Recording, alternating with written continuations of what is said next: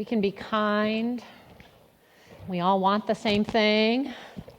And the other piece that I heard in the song that really spoke to me was this idea that it's not enough to just know it, right? That we have to live the truth that we know. If we want to see the peace we want to see, we have to be that peace. So we have to practice this together, right? And so it's for that reason that we bring you a spiritual practice every week. And we have been doing these stories from the wisdom tales from around the world. And so last week's story was about, the powerful fighting rooster.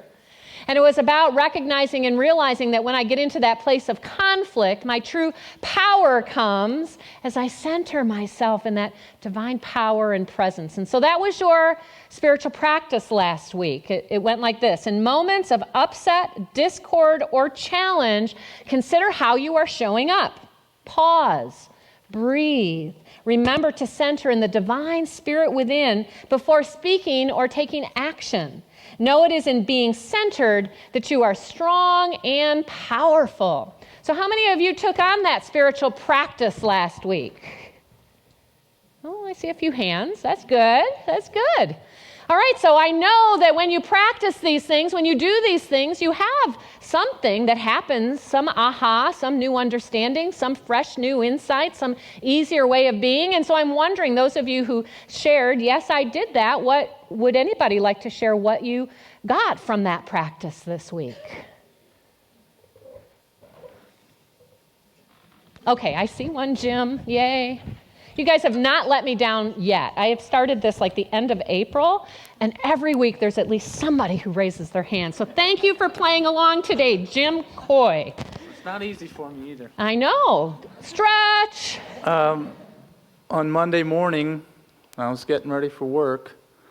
Laura goes in the basement and tells me there's water down there. I stepped in water. Ugh. So... You heard the groans. We all get it. Yes. So my hot water tank was leaking. Now, like you said, I took a break. Now I had to call off work. I usually don't, ever. And trying to find someone to fix your hot water tank during a heat wave, because they mostly do heating and air conditioning also, was very difficult.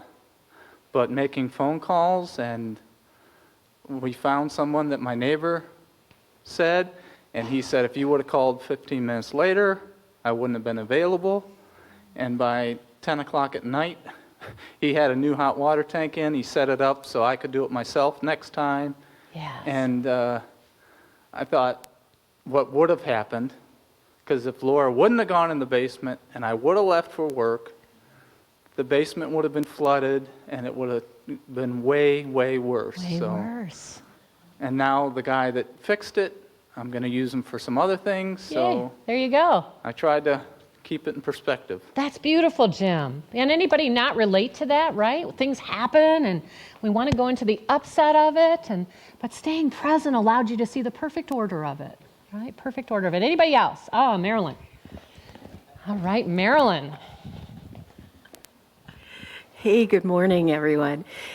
So I had several opportunities this week to apply our teaching. And in one in particular, I was working on my computer, and I was working on a project that I wasn't exactly 100% sure was God's will for me to be doing.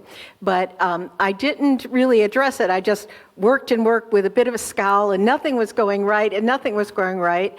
And then I stopped, and I said, okay, I'm going to relax. I'm going to center. God, if this is your will for me to do, let me do it. And everything came together then.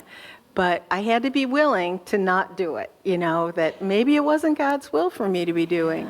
And so I'm grateful for that. And what I want to do is think of that ahead of time before the pain occurs. That's where practice comes in, right? Thank you, Marilyn. Thank you. That was beautiful. I had an example myself this week. I drove back and forth to New Jersey, and I was listening to a CD on the way, and at one point in the CD, it was talking about beaming love out to out to the people that you're in contact with. Just beam love to them. And there was this car in front of me that, was in the left lane, but riding too slow, and yet riding right next to the person in the right lane, so you couldn't get beyond them. And I'm finding myself getting frustrated with them as I'm listening to this CD about beaming love. And I went, oh, duh. So in that moment, I just did that, right?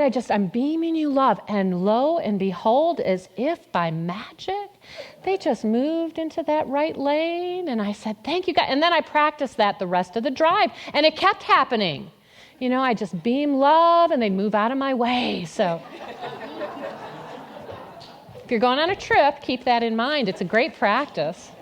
So we are moving on in our wisdom tales from around the world. I'm pulling these tales from my dog-eaten book here, but the tales are all in good shape. And our tale this week is coming from the Zen tradition. So Buddhism, the Zen tradition, and it's called A Monk with Heavy Thoughts. And this is how the story goes. As two Zen monks walked along a muddy, rain-drenched road, they came upon a lovely woman attempting to cross a large mud puddle. The elder monk stopped beside the woman, lifted her in his arms, and carried her across the puddle. He set her gently down on the dry ridge of the road, and the younger monk discreetly admired her charms. After bowing politely to the woman, the two monks continued down the muddy road. The younger monk was sullen and silent as they walked along. They traveled over the hills, down the valleys, through a town, under the forest trees, and at last, many hours had passed. The younger monk scolded the elder. "You are aware that we monks do not touch women. Why did you carry that girl?" The elder monk slowly turned, smiled, and said, "My dear young brother, you have such heavy thoughts. I left the woman alongside the road hours ago. Why are you still carrying her?" So I'm guessing that by that laughter, you relate to that monk, right? How many relate to that younger monk, right? Carrying things that you know you should leave them aside. You should not carry them anymore. And yet here we do. We just keep carrying them, and they weigh us down. The story comes from the Zen tradition, from Buddhism. And in Buddhism, there is this idea, first, that we have, and we know this, our subconscious thoughts. Subconscious thoughts which are within us that 95 to 97% of the time are ruling the way in which we are interacting with whatever the experience is. So oftentimes, when your buttons get pushed and you react without thinking, well, that was Marilyn's first reaction, right? With the frustration of what she was doing. That's that subconscious reactions that take place. And I don't want you to come away from this thinking that there's something wrong with the subconscious, that we have to get rid of the subconscious, because the subconscious has its value. The subconscious is also that within us that keeps our heart beating, that keeps us breathing, right? So it's very valuable to have this subconscious that keeps us moving along. But we also need to realize it's been informed by all of the things that we've been taught to believe as we've grown up. So the other, maybe 5% of the time, we are in our conscious thoughts. Buddhism knows this. We are in our conscious thoughts. This is where we consciously bring ourselves to the moment. And from the Zen tradition, Zen meaning meditation, it's all about meditation that brings us to this present moment consciously. And in the Zen tradition, it would be moving through all of the experiences of our days, not with our eyes closed in meditation, but with our eyes open, fully present, fully engaged in this moment, right? So that we are consciously choosing how to respond rather than reacting from those subconscious beliefs. But in the Buddhist tradition, there's yet another layer, and that's called the unconscious level. And it is at that unconscious level that Buddhism believes is where our good, pure thoughts exist. Kind of familiar with unity in that place of, divine mind consciousness, right? Where every perfect divine idea exists. In Buddhism, they would call that we're in touch with our Buddhahood, our Buddha nature. What do you think we call that in Unity, that Buddha nature? Our Christ nature, right? Our Christ consciousness. And so it's as we get to that level beneath the subconscious thinking, beneath even the conscious thinking, that we find that awareness of that divine mind consciousness, that Christ consciousness that is the truth of who we are, in which we can find all possibility and that good that is here, present now, that we are being called to be. And so that's what they're talking about in this story here, right? How we stay in this level of subconscious reacting to life. Buddhism has 4 noble truths. The first noble truth is that life is suffering. Anybody here not ever experienced suffering?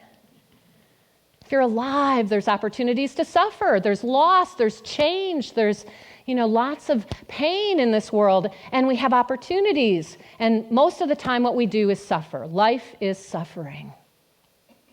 But Buddhism also tells us why we suffer. Anybody know the reason why we suffer?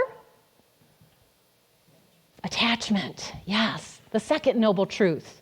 We suffer because of our attachments to the way we think things ought to be. Right? So we've got suffering that's caused by our attachments. But the third noble truth tells us that there is a way out of the suffering. And the fourth noble truth is that the way out of the suffering is to follow the Eightfold Path. So there's a way out that Buddha has defined for us. There's a way out of our suffering.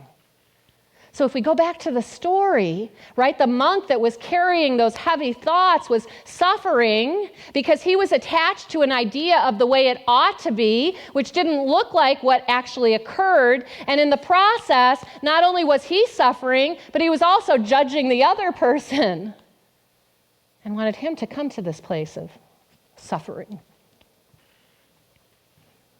I was quite surprised about it was last Sunday, I got an email, I get a weekly email from Truth Unity, truthunity.net, great website if you're looking for Unity information.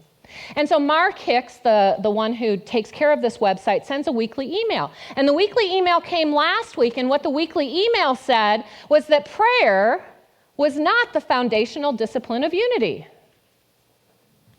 Now that seems odd, like really?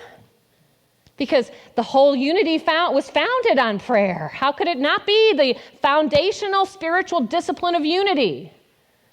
Anybody want to take a guess at what is the foundational spiritual discipline of Unity?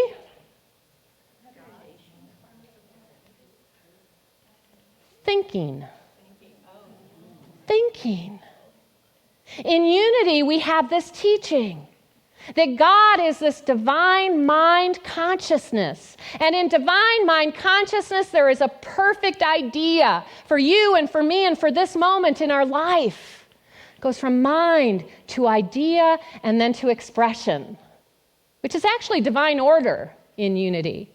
And that our discipline, our spiritual discipline, is to focus on taking charge of those thoughts that we are holding in our mind so that they align with the thoughts that are in divine mind. And that is our foundational discipline, to take charge of our thinking. Remember the third basic Unity principle. We create our world through the activity of our thoughts. And so if you think about it, that foundation of thinking is even beyond prayer, because prayer is to align our mind with God mind. And again, it comes down to thinking. How am I thinking? And we can think in ways that cause us to suffer, and we can think in ways that bring us to a place of peace. So I had the joy this week of visiting a dear friend. She and I had gone through the field licensing program together to become Unity ministers. Now, she is now 82, and we were just ordained in 2010. So if you do the math, you can see that she was well into her 70s, right, as we began and continued this program together. Now, how many of you would automatically think, well, I can't start something like becoming a minister in my 70s. I'm way too old for a second career or a third career, right? But that didn't stop her. She became this Unity minister, and we connected very early on in our program. And so I've kept in touch with her, and after the field program was over, after she was ordained as a minister, she began to experience symptoms of dementia. And we would talk every week on the phone. And every week she'd be talking about this, and she'd say to me, do you think I should be worried? Do you think I should be concerned? And I'd say to her, you still know me. As long as you still know me, I'm not going to worry about it. And then March came. And it was the first phone call that she didn't know me. And she didn't stay there.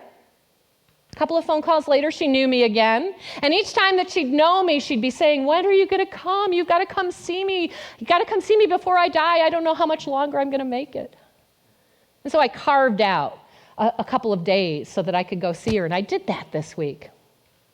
So we were sitting together and talking in this morning when I was there. And the tears were flowing, right? And the tears were around these ideas. I used to know so much. I used to do anything. At work, they would tell me, just go do whatever you want because you're so good at it all. Why am I here now? Why can't I be thinking clearly like I used to think? And the tears were flowing. Now, I'm sure each and every one of us here totally understands where she's coming from, right? I mean, we would probably be there, and probably are, with whatever the experience is in our life, right? But my conversation with her in that moment was that she was attached to the way she wished things were still. I wish I could still think clearly. I wish I was able to do the things that I used to be able to do. I wish. And in that moment, my words for her were that attachment to the way that you wish things were is causing you to suffer in this moment. That's where the tears are coming from. And while I understand totally and completely the attachment to the way you wish it was, it's causing you to suffer in this moment. And so she used to have this thing that she would do when something happened, and it was her denial. So in Unity, we teach denials, not giving power over to something, and this was her denial. Oh, so what? Perfect denial. Oh, so what? And I said, what would happen if rather than wishing things were different in that moment, you could just say, oh, so what?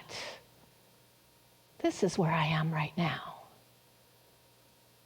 Now, I share that story with you because each of us has something in our life that we are attached to wishing it was different. And we carry around a story with us about why it is that it's not the way we wish it would be. And in carrying those stories around with us, we cause ourselves to suffer. And then all that you're doing is adding to more suffering in the world. So what? Be here now with what is, right? Albert Einstein, I don't know the exact quote, but he has a quote that goes something like this: you cannot solve a problem at the same level of consciousness that created the problem. You can't solve the problem if the story in your mind is all about the problem with the story. We have to move outside of that. We have to move outside of those heavy thoughts that we're carrying with us that don't allow us to be fully present. And we have to choose, how am I going to be in this moment? So after service last week, somebody shared with me. All right, she said I could. So Janet, here in the second row with the hat on, so you can ask her about it.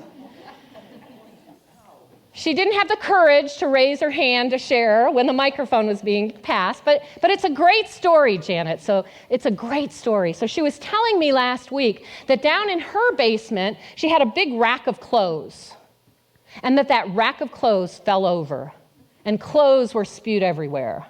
Now, take yourself to that moment. What would be going through your head in that moment? A bad word? Yeah. Anger, right? Frustration? Maybe beating yourself up a little. How could I have let this happen? Blah, blah, blah, right? But here's what Janet said. Because she was practicing our spiritual practice, she realized that she needed to take a breath. And she realized that the clothes were going to need to be cleaned up. But she could walk away, and she could come back to it, and she could come back to it in a frame of mind that was at peace, right? Did I get the story about right? So what I want you to hear in this story was something needed to be done. What was the something that needed to be done? Control of thought. The clothes needed to be cleaned up. Sometimes it's that obvious. The clothes needed to be cleaned up. Whatever the situation is in your life, that needs to be addressed.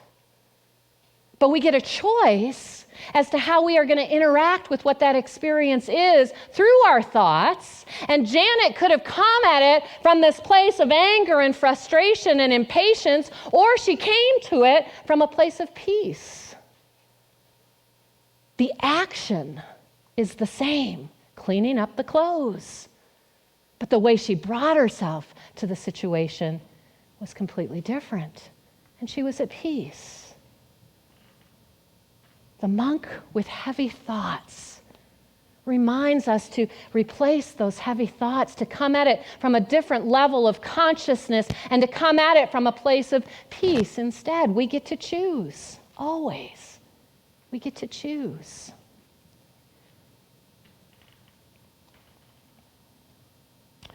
What are you going to choose as you move about the activity of your day?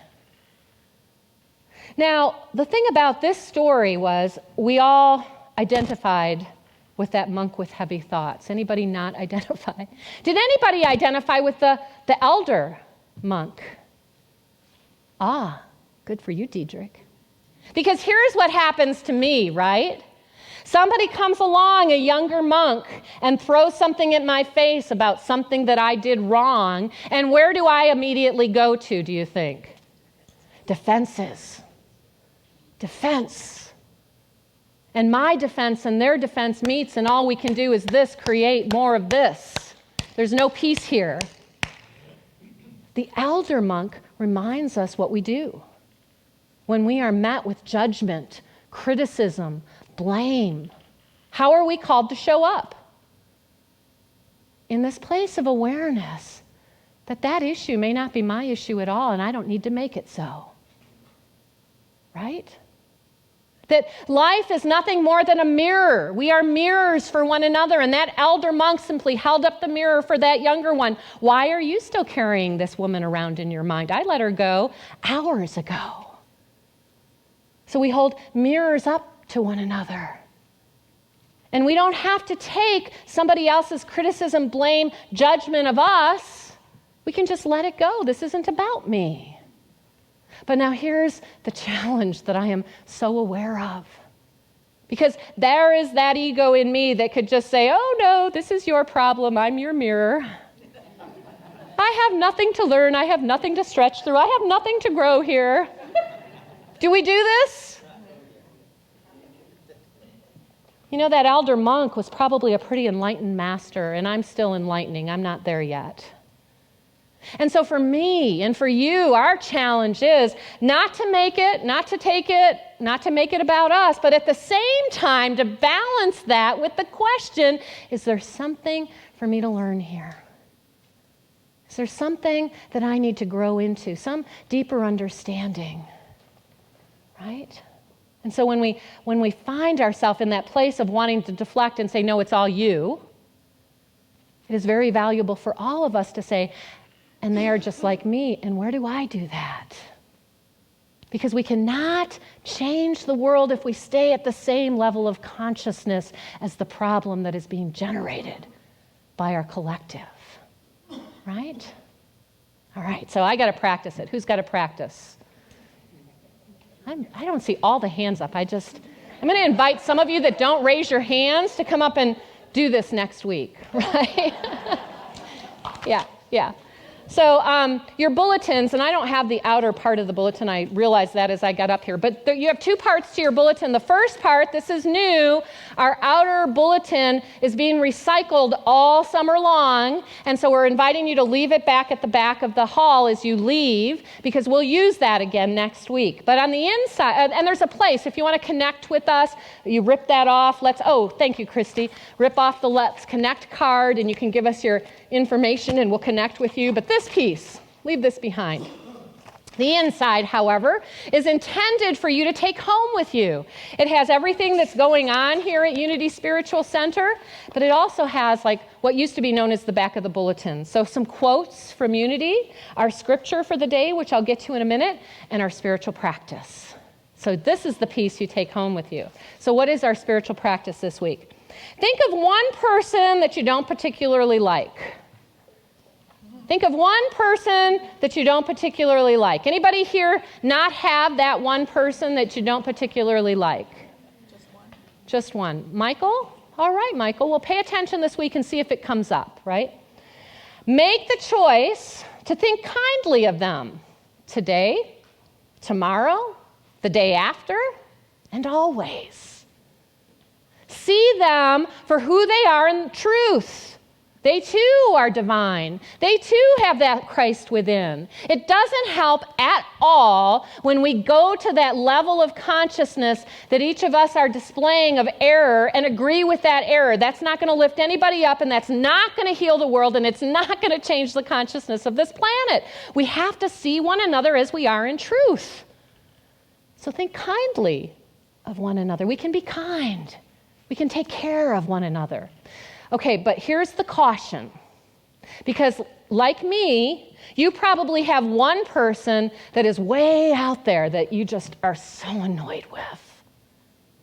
Right? And that's the one you're going to choose, the one that's the hardest. And you're going to try to think kindly of them this week, and you're going to say to me next week, I just couldn't do it. I just could not think kindly of them. Do you know what this person has done? Do you know? And so I want to caution you not to take the hardest person and think kindly of them. Start with somebody simple, somebody that you have space already for in your heart, but sometimes they annoy you. Start with them. Because as we get good at those little places, then we can expand and grow into those that are harder. Can you see? Right? Otherwise, we're just going to give it up and say this stuff doesn't work. All right, so our scripture for today is coming from the Dhammapada. When you came in, hopefully you picked up one of our cards. If you didn't, pick one up on the way out. So it's coming from the Dhammapada of Buddhism, and it says this: all experience is preceded by mind, led by mind, made by mind. This is our third unity principle. Do you hear it? Speak or act with a peaceful mind, and happiness follows, like a never-departing shadow. And I'm still playing with that last line, like a never-departing shadow. I want you to take this and put it up somewhere. Somebody told me as they left 9 o'clock, they're putting it up on their computer screen so they can keep an eye on this and keep this in the forefront of their thoughts this week. And like all wisdom, you can't keep it to yourself forever. So when you're ready to release the card to somebody else, release the card, release the wisdom, and come back next week and you'll get another card with another scripture and another tale. Deal? Who's going to join me this week? Are you ready to do so? Yes. That was lame. Yes, it was, Christy. Totally lame. Who's going to join me this week? There we go. That energy, that enthusiasm. Let's hear a big yes. Yes! Great. Go do it. God bless.